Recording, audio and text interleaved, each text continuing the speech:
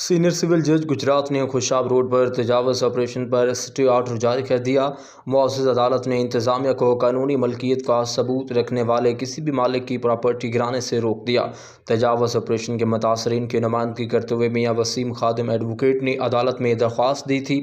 عدالت نے متاثرین کے دلائل سنتے ہوئے انتظامیہ کو مدعی علیحان کی جائیدادیں مسمار کرنے سے روک دیا اور حکم امتناعی جاری کرتے ہوئے سول جج گجرات درجہ اول محمد آصف نے کہا کہ اگلی تاریخ سماعت تک انتظامیہ کوئی غیر قانونی حرکت نہ کرے۔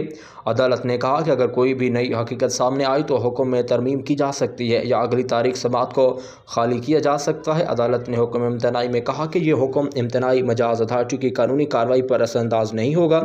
یاد رہے کہ متاثرین نے درخواست میں کہا تھا کہ ڈنگا کے سرکاری ماسٹر پلان میں سڑک کی چوڑائی 70 فٹ سے زائد نہ ہے۔ اسی طرح روڈ کے 5 شعبوں خسرہ جات کی ملکیت 253 کنال اور 1 مرلہ ہے، جس کے باعث 88 فٹ چوڑائی کے نتیجے میں انتظامیہ سرکاری ملکیت سے 45 کنال سے زائد رقبہ پر غیر قانونی طریقے سے بغیر ایکوائر کیے قابض ہو کر لوگوں کی پراپرٹی ناحق گرا رہی ہے۔